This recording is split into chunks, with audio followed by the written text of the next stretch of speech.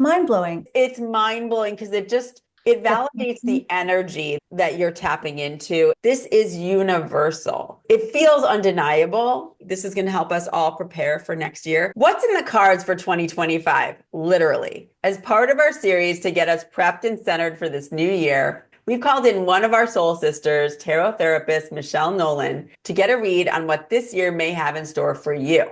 Michelle has an undeniable and clear connection to spirit, and she has her own unique way of using tarot. She's going to give she's going to she's going to give us her take on the energy of this year for the collective. If you're curious about what may be ahead and you want to feel more prepared and intentional with this year, you don't want to miss this conversation. Hi, Michelle. Hi, Hi, Michelle. Karen. Hi, Robin. I have to say, this is almost always my favorite time of year, just so that we get this little glimpse into what is to come. We are so ready for this Yeah, conversation. I am ready to let's close out 2024 and give gratitude to it and move on to 2025 with passion and some anticipation. Yes. And for those who haven't heard previous episodes of Seeking Center with you, can you explain what tarot therapy is on a high level, just to give people context? So, tarot therapy is my own version of what I call psycho-spiritual work. It's based in healing, but I use tarot cards as my tool, a little bit of astrology, a little bit of psychology, and then my empathic gifts, and channel what I believe to be is giving a voice to your soul.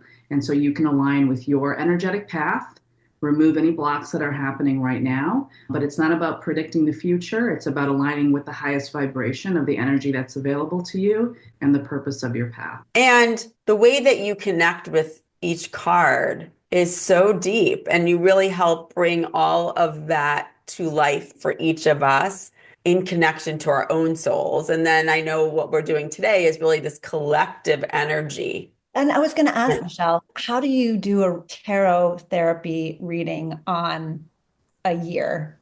It is vague to a certain degree, right? We're not doing a deep dive like I would do in an individual session, but there are always energetic themes that come up in people's lives when we're talking about a time frame of a year. And we're going to break it up into the quarters and see what the hard-hitting energies or the threads of energy that are happening in those time frames, so that we can use that energy for our own personal lives and on the collective scale to the best way of use for that energy. Because energy is not good or bad. It's about neutralizing it and understanding what the highest vibration of it and then what the lowest vibration of it is of that. So I'm not going to go into prediction, but it's more about, I believe the way I focus on my work is starting on an individual level, and making those changes individually actually helps change the collective. So if we focus there first and we are living in our own highest vibration, then that influences everything else around us. Perfect.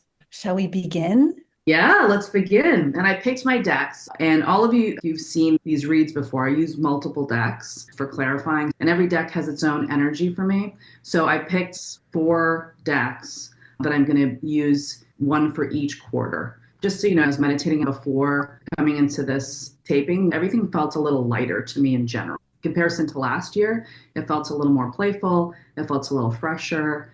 I felt like everything just feels a little louder, but not in a negative way at all, but in a fresh way. So we'll see if I'm right about that, but we'll start.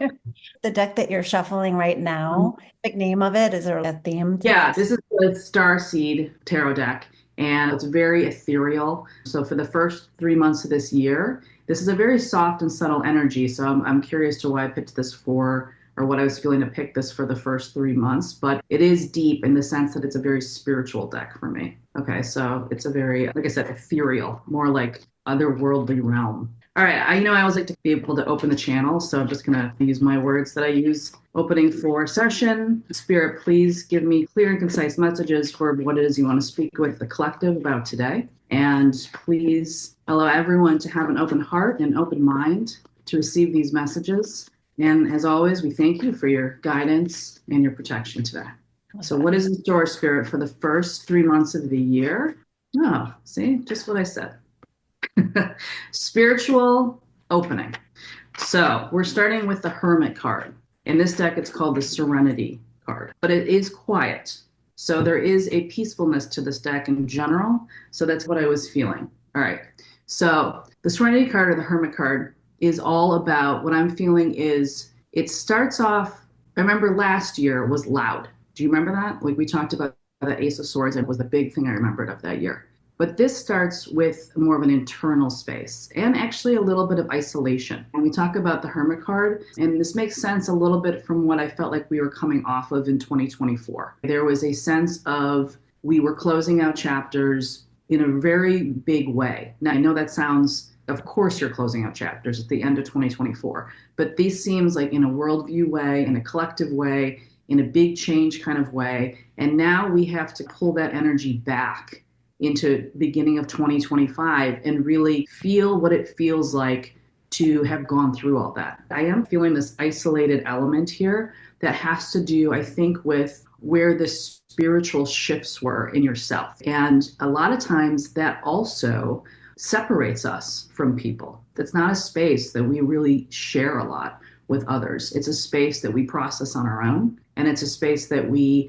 allow for any of the lessons that we needed to take with and bring into obviously this 2025 year and feel out where it is that we're going to really commit to with those lessons that we learned from 2024. So there is like an isolated feeling here. But I also remember in our reading at the end of 2024, there was that space of, I think there was the Five of Pentacles, if I remember correctly, which had to do with feeling out of place, when we feel like we've shifted out of place. And so the Hermit has a similar vibe to that. Some people might be feeling fairly alone in the beginning of 2025. Like we've been set out in the cold a little bit, and now we really have to process that and what that means.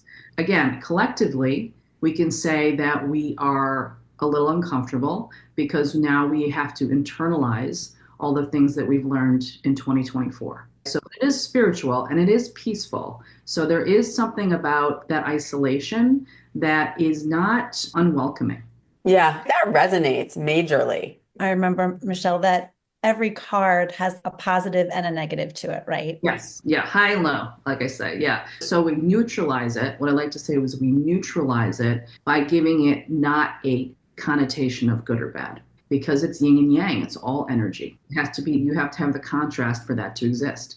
You have isolation to process. You have to have contraction to expand. You have to have quiet to hopefully be able to speak. And it feels like a pause for yourself in order to be even more present and open for the rest of the year.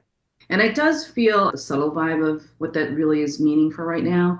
It does feel a little bit skewed, like after going through a storm and really sitting with that energy of being like, wow, that was a lot. And I guess now I just have to reorganize myself and move forward. So there's an acceptance in this Hermit energy that I'm feeling that I think on a collective level, most of us have to embrace that kind of acceptance of maybe some things were really difficult towards the end of 2024. And then now we come to a place of process. I'll pull a clarifier for that just to see, because like I said, the Hermit, and some people are more comfortable in that space. So it is the energy of being the homebody. It's the energy of getting to work on more of in a private way, not in a loud external way. So coming off of the year with that Six of Swords energy, that was the transition. This is the transition of moving from one place to the other. And so when I said about processing feelings, processing change, processing what it means, what it meant to go through what you went through in 2024, and again, internalizing what you need to internalize. It's really important. If the Hermit is all about lesson. So if we are learning what we should have learned, we have to actually allow for the space of the transition. A lot of people don't like the Six of Swords energy. We talked about this a little bit in 2024 because it's unstable. It doesn't feel like it's alchemized in a grounded way. Pulling our energy in and contracting that allows us to probably, hopefully later, have the energy to move. So this is a very internal space. This is all still this 3 months. So after the Hermit card, we're getting the Emperor. I know we had at the beginning of 2024 as well. So there's a couple things I'm picking up with this. Authority is still a major topic here. Authority and rigidity and structure of the collective structure, if we're looking at it that way first. And this really still feels like a acceptance of that, an acceptance of who is, what is, and internally is in power. Collectively speaking, I think there is a little bit of also of an acceptance of the powers that be. And I know that sounds almost ominous, but I don't want to put it that way, because I know we've talked about this just recently, Robin and Karen, about contrast and needing to understand what power really means. What does power really mean? Do you have power individually to change? Does the collective have power to individually change? Are there powers that also you need to protect against or guard against and to fight against? So tension is really important when you talk about power. Nothing is powerful unless it's hitting up against something else. Like, how do you showcase power? You showcase power by the conflict of what you're trying to achieve or challenge yourself to do or get over. And on the collective level, how does power show up?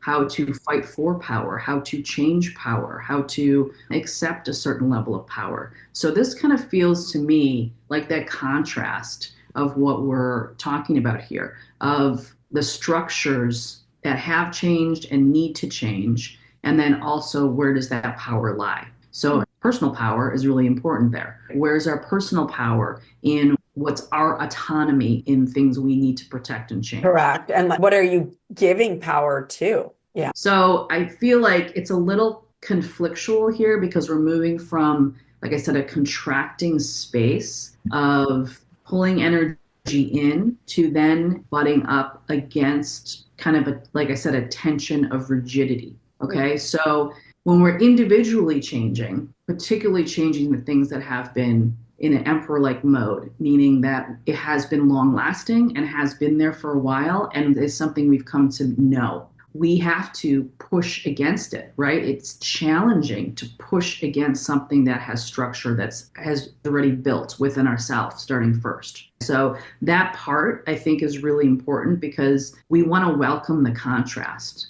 If we don't have that, then we can't even showcase our own power. So to this, the Nine of Cups. So here's where it lightens up a little bit. The Nine of Cups is about what we really want. Thinking of this very personal fulfillment first. What is it that we really want to want? What are we desiring? What are we wishing for? Structure to how that Nine of Cups feels is important because it feels like it tells me that the tension and the contrast that we're dealing with here is how do we deal with things that we don't want, that we don't like, that we're having a really hard time accepting. This is where this actually showcases in the first 3 months, because what I'm seeing with this Eight of Coins is this is where the work is. Okay, this is where the effort actually is being placed in. I know this sounds strange, but it's almost like the collective has to grow up.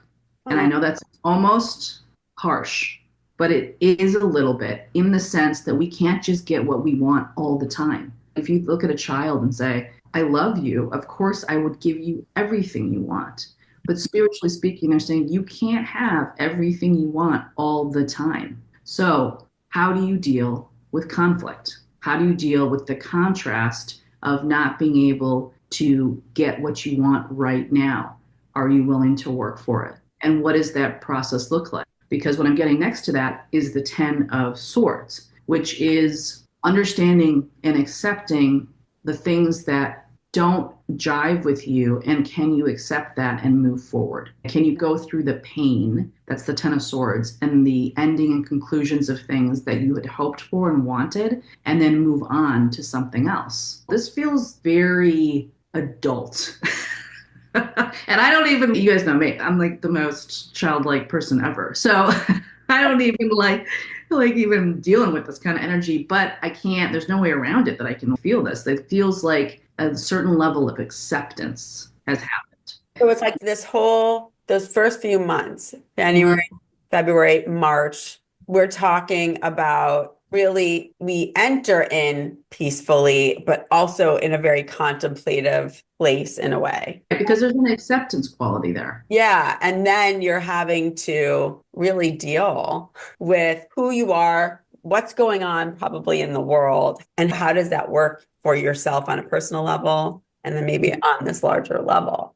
Yeah, like where is your power? Personally speaking, where is your power? But again, I'm just going to use that. I'm a very honest reader, but this idea of telling a child that they need to grow up a little bit.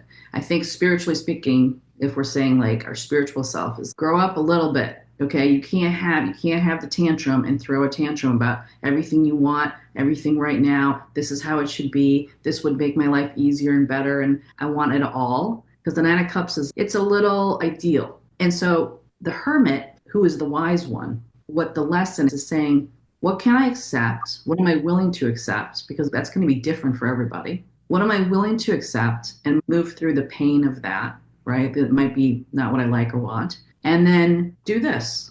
Ace of Wands, start over. Oh, Oh, Because that Ten of Swords is end. It's the conclusion of things. But I said, it's not just the ending. If I had a different card here, it would be like this beautiful chapter close. Doesn't feel like that. It feels like this is a painful close, and this start is a little hard, but that's why the hermit is there. Because if we pay attention, our 5D self is the one that says, look, there are lessons in this. We are learning. You are learning. You actually can move through this with grace if you learn how powerful you are in acceptance. There is a certain level of vulnerability of power when we are to give away power and to let things, I think, flow. there's a lot to process in what you Yeah, just that is not what I was expecting. I was expecting the subtlety, this quietness, but I feel like a lot of this is internal though. To speak about this, I think individually people are dealing with that level of acceptance for the collective, where things are at, what's going to be next, and being like, okay, time to level up and grow up in the sense that there are things I can control and there are things I cannot. So what can I control? And that is where my power is. Instead of like a child screaming about everything that you want in the now. You're like, no, you can have this or this. What do you want, child? And once you pick, you got to give up that one. It's interesting too, because I think as we go on these spiritual journeys, so many times we're thinking about what do I want? What do I want to manifest? What can I change about myself? All of the actionary things that we always are wanting to do in our lives. And this is a real lesson for so many of us. I can speak for myself. There is a level of acceptance in the journey of life that is a lesson. Very much.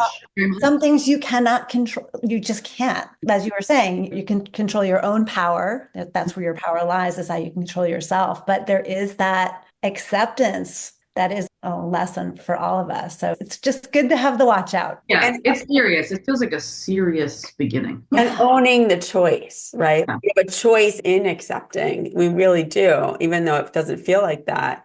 And so it's owning that choice, it feels, is being given to you. Yeah, and I think the owning the action of moving, because the Ace of Wands is action. The Ace of Swords at the beginning of this previous year, right, was the truth. So the action now is in a larger scale. We went through something that was tumultuous, very tough, kind of rule breaking to a certain degree. And when we demolish or choose to demolish certain structures, what we're left with is the demolition process of removing all of that and then starting over. The action of that is really difficult because sometimes there's like this anticipation for the demolition of something, like it's exciting, and the cleanup, not so exciting. True. It's a really interesting way to end the first quarter, right? And the other thing I'm picking up too, because the hermit is powerful, it's just a very subtle power, because that is a very internal space and it's a spiritual space. And so what I'm getting here is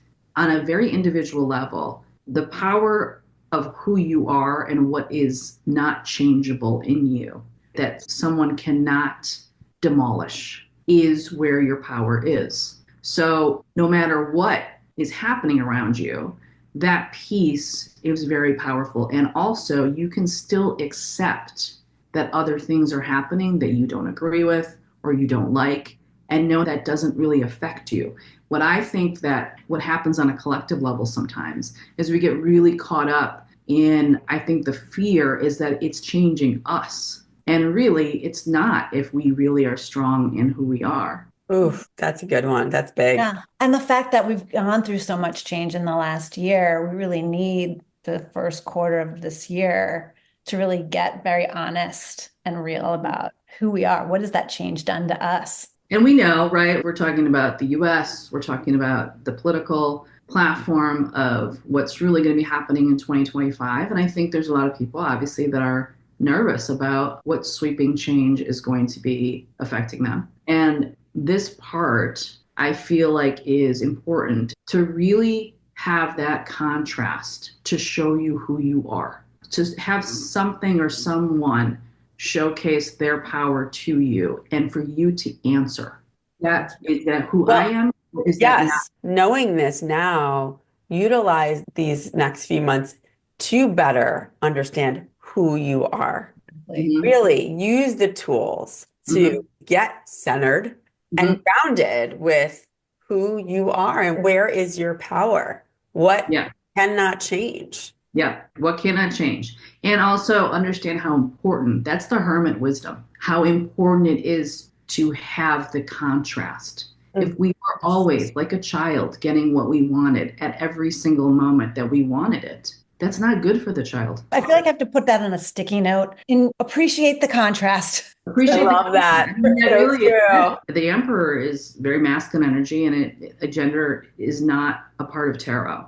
It's the energy of the masculinity of power. And so when we're talking about that, it's a very present, in your face kind of energy. And then what's the tension there for you? How do you respond and react to that? Just like how does a child respond to the parent when they're getting disciplined or they're being said no? Yeah. And the hermit would say you learn acceptance. You learn to say the answer is no. All right. So please, now, let's move forward. Yeah. So sorry to start off the year so serious, but that's what I was feeling. It is powerful. It's just a peaceful power and a very internal power. We're getting shown that for ourselves. That's what I'm feeling for January to March. So moving from March, April, May, let's see how it's changing. So this is a really cool deck, the Fountain deck. All the decks that I picked for some reason have this kind of lighter tone. If we're starting the year off looking like something was demolished and now the demolition crew is coming in and cleaning up. Even though it's messy, it's fresh. We're cleaning a slate here. So it's messy, but yet there's space also. I love that. Okay, so starting off, after that 10 of swords, in tarot, it only goes to 10. So when we talk about the conclusions of things, the 10 of swords was this kind of harsh, okay, the answer was no, child. So now move on. We move to the 10 of cups. What I like about this is it's very immediate. Here's where I think the wisdom comes in from this kind of transferring from this first part of the year into the second quarter, is I am in control of what makes me happy. I am in control of if I am happy. I am in control of if my life is happy.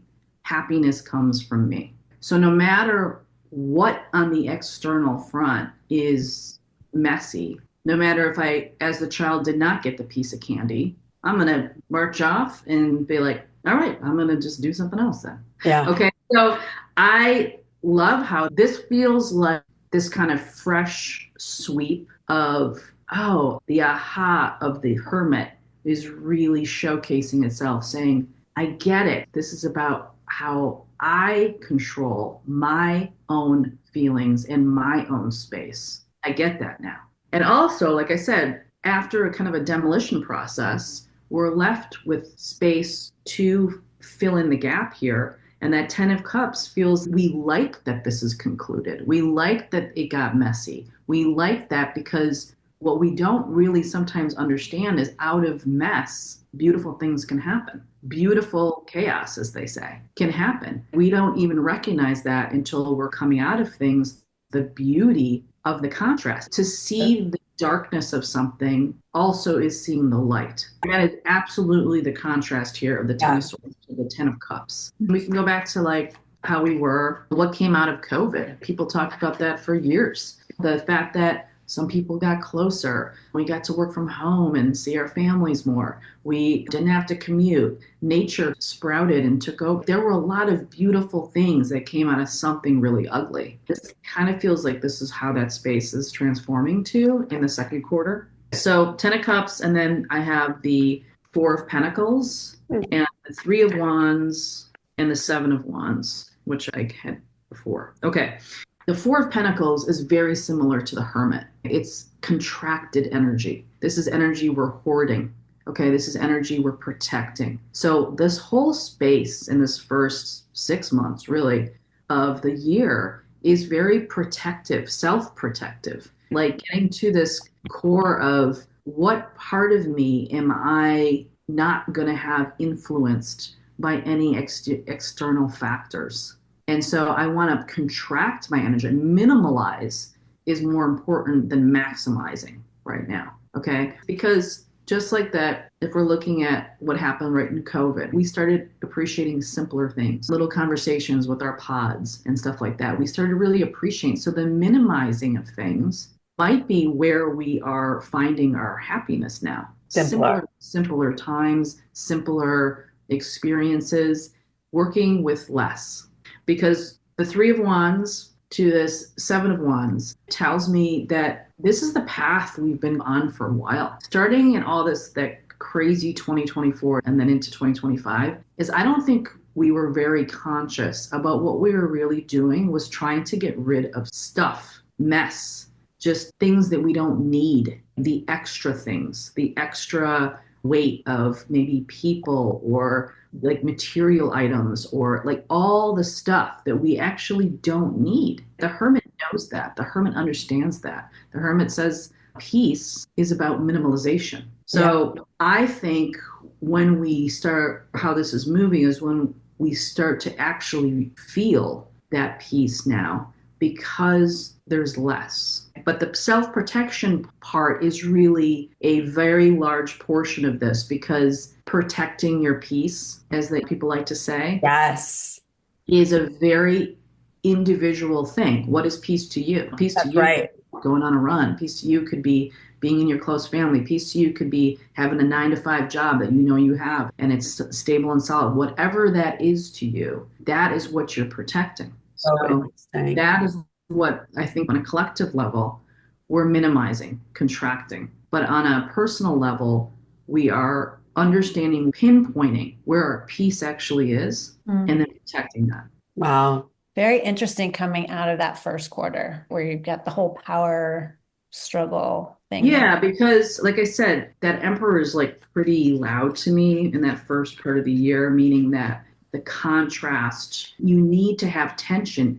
If you know how to protect from something or to protect yourself from something, we're not asking the question, or we maybe don't ask the question, what are we protecting from? What is protection if we're not protecting from something?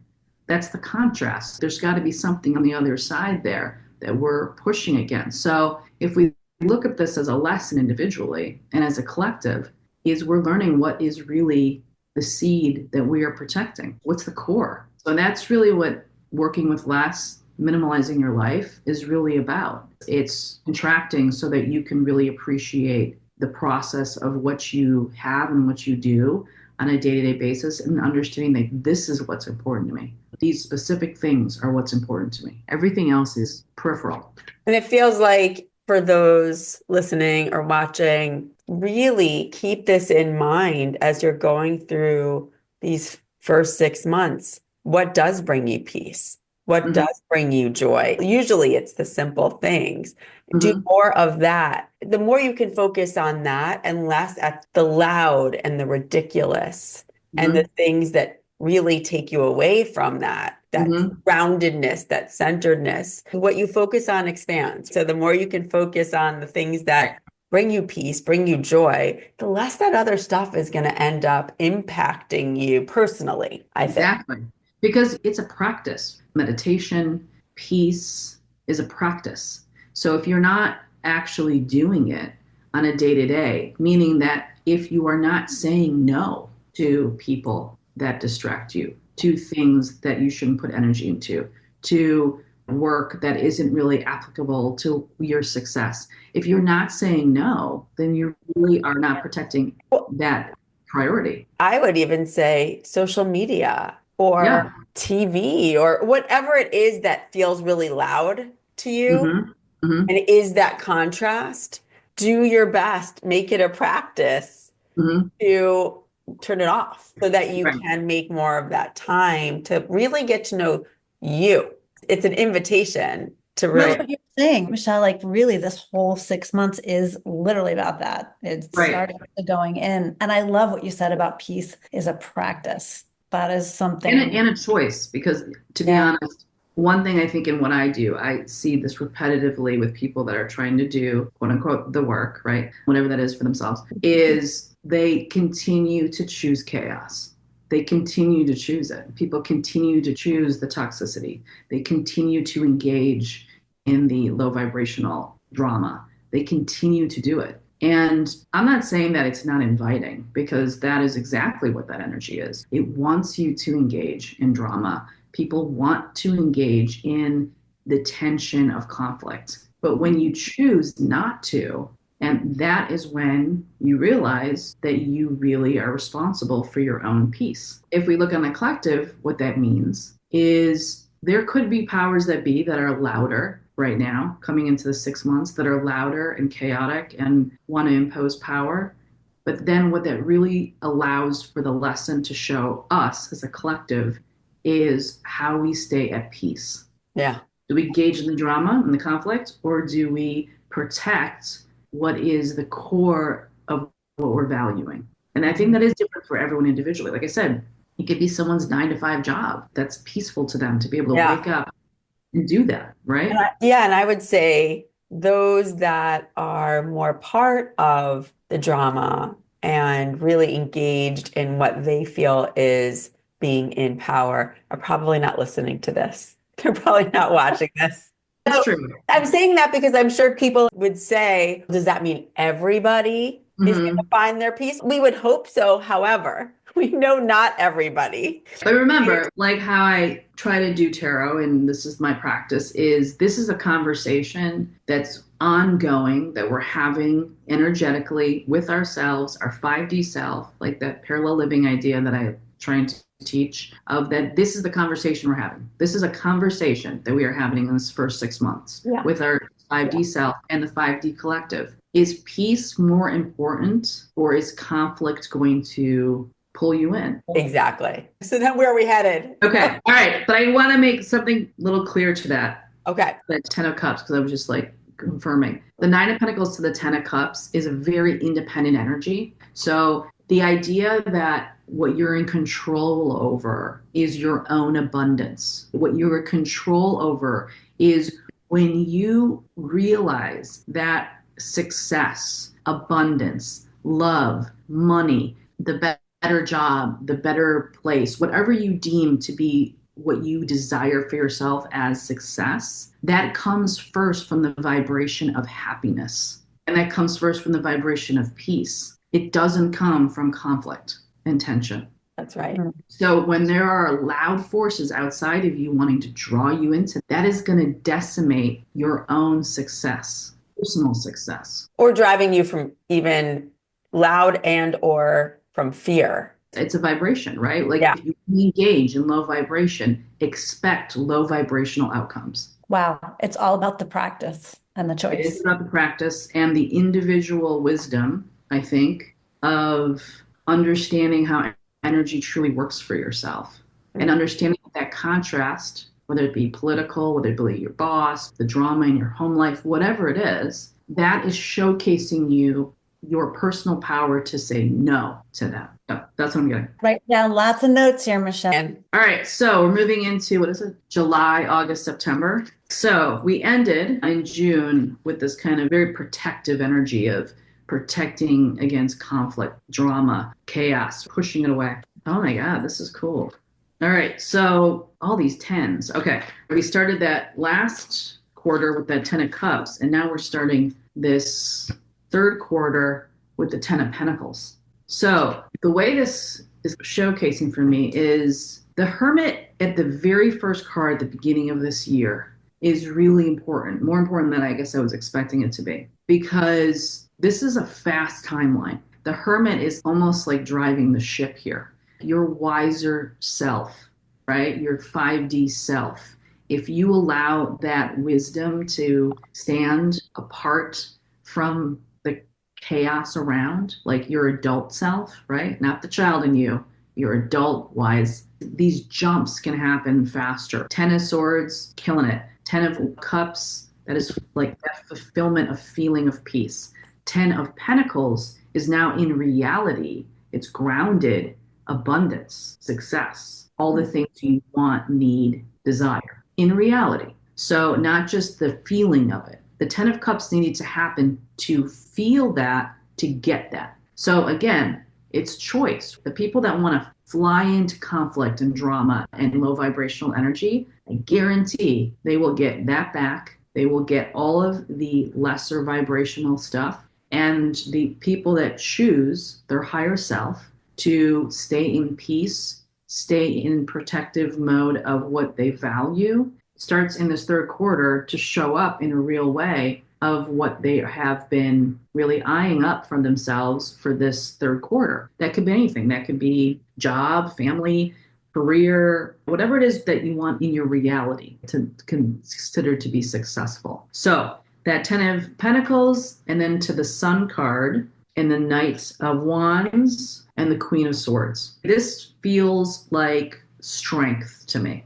This is strength, okay? Strength through wisdom, strength through experience, strength through intuition. That's the Queen of Swords. And confidence now of, because, and again, this is choice, this is a conversation, because anyone, I think, particularly in the year that I'm feeling here, can go black or white, one of two ways. We can seize this, or you can go the opposite way and be part of the chaos. That's what I think. I think it's one or the other. So if we are following the wisdom of that Hermit throughout this process, this is where the confidence starts. The Sun is about manifestation. This is about all the real things come into existence because we were brave enough to really listen to our intuition and understand that wisdom comes, people who are wise, normally that we see, who are wise people, are one, what? Peaceful, happy, low conflict. They usually are people that do not tell people what to do. They show them how to do something. They're not demanding, they inspire. They show with their own personal life what success is so that others can follow. They don't say, you have to do this, you should do that. So that's really what wisdom is. So I think this is a level of strength and confidence here in this third quarter to be brave enough to stand with your own personal conviction of, I want to live my life this way and protect against all of that negativity. And that negativity will be kind of just fall to the wayside because I think spiritually speaking, we've decided what was really right and what was wrong. So It feels very black and white to me. It's very empowering to know that if you do hold that conviction, that practice for yourself in that first 6 months, that you really see the payoff. Yeah. In whatever way works for you. And very fast. And collectively, I would say that if the right choices are made, it feels to me like when we're honoring that peace, when we're honoring that acceptance, when we're honoring a certain level of surrender, that actually is what brings people together. That's what brings people together to be able to say, actually, what I'm noticing here is I don't want the chaos. I want to get along. The 70s had it right. Like peace, love, harmony. This is what we're trying to protect here. This is what the important value is individually. And then I think collective.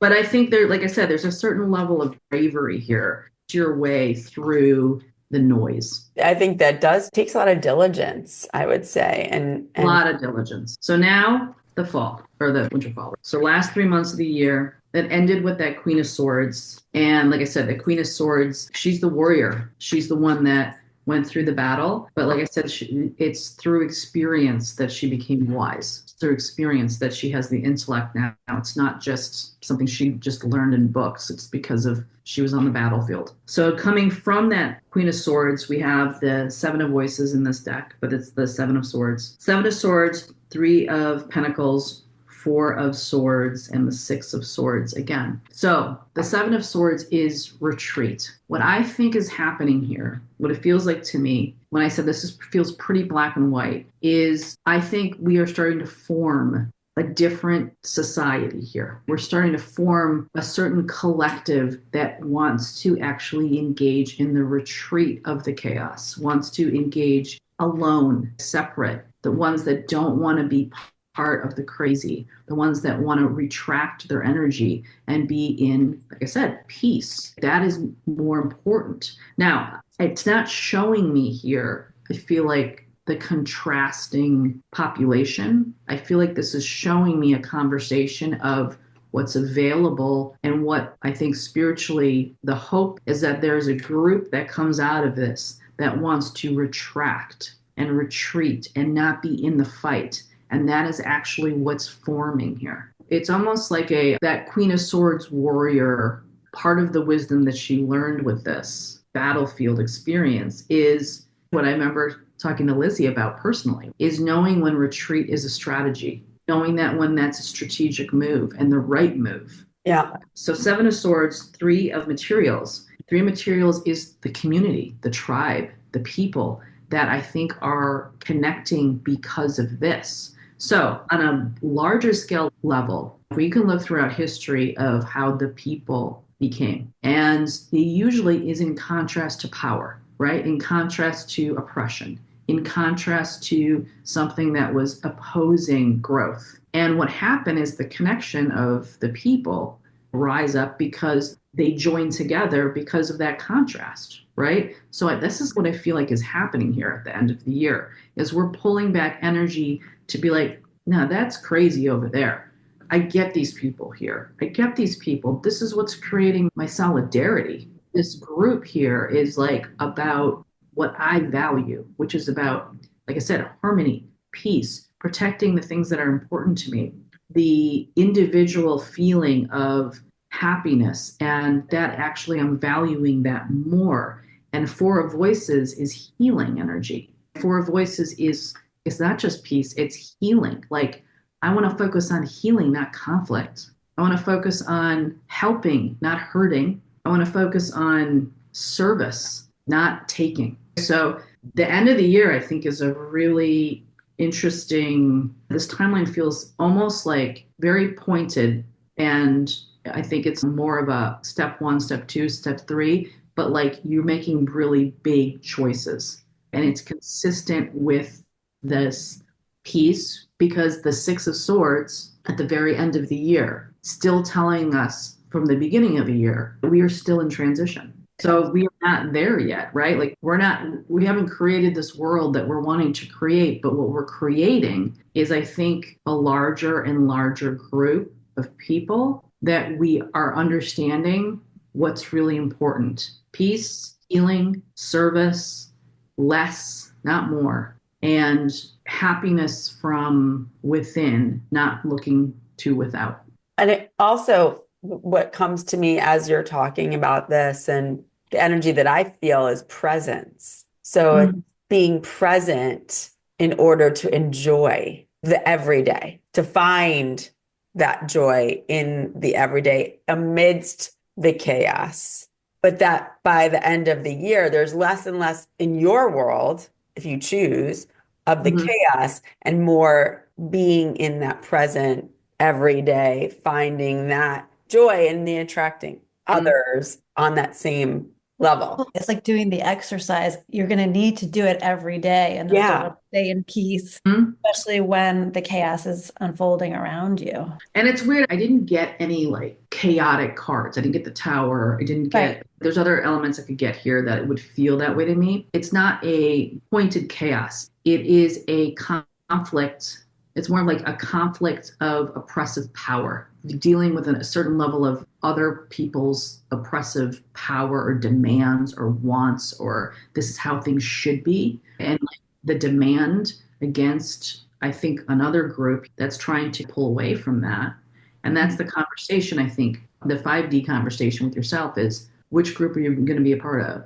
Which group? Are you the group that wants more, that's demanding more, bigger, better, more? Or are you part of the group that's less, which is really healing, peaceful, and contracted? I think we're building a new society, That's what it feels like. It It feels does. like a wonderful promise but as still in transition. There's none of this that I see at all towards the end of the year. That is because I'm getting with the Six of Swords, which is really interesting. This is my Infinite World card that's only in this deck. Okay. Wow. That Um, card is cool. isn't that cool? I actually love Which, this. can we explain for those who are listening right now what that card looks like? Yeah, so it is like a fetus oh, inside it is. a snake, which is an Ouroboros, which is the rebirth of humanity. Wow. Wow. That's a crazy card to underscore what we're ending the year with. So, theme, right? Big theme that we're talking. This is a very personal, internal conversation that you need to decide what group you're a part of. Okay. You can fight out in the chaos on one side, not even chaos. Like I said, it doesn't feel like it feels like the demand for more, for bigger and more versus less and peace. Wow. Feels like we really going to need those first couple months of the year to go inward. Yeah, but I think that Hermit card is, like I said, almost like driving the visual that because I get visuals when I'm channeling, right? And the visual that I was getting was like a group of people in the night getting on a boat, and the Hermit's the one driving the boat. And the question is, do you trust the Hermit? Because it's silent, it's not a conversation. It's, do you want to get on the boat or not get on the boat? But you have to also agree that the Hermit drives. It feels like there's a lot of number one, really getting deep with who you are, what you believe in, where your power is, and making choices. Like every day, you have to make a choice. I think on a daily basis, you're making these choices to stand in your own personal power, which those themes came up at the end of 2024. So going into this 2025 and then having that throughout the year and seeing the evolution of where that choice will take you by the end of that year, leading on a much larger scale to a bigger rebirth in terms of on the level of our society. But it's really that, to your point, the year is about you making this choice for yourself, which will end up impacting so many other people. And I think it's so interesting to me to get the 10 of swords, all the tens, the 10 of swords, the 10 of cups, the 10 of pentacles. Those are major milestones. So I guess if we're following a path individually, it's to let those be huge markers throughout the year. Because I think the practice is the first part of the year is acceptance, like that pain of acceptance that you're getting on the boat. That means we're leaving lots of other things behind. And then that second chapter is the 10 of cups being that acceptance of the happiness. I am happy with my own peace. And that's where my abundance comes from. Not from anyone else, not from outside myself. That's it. It's just from that. That's the, again, like the driver of the movement.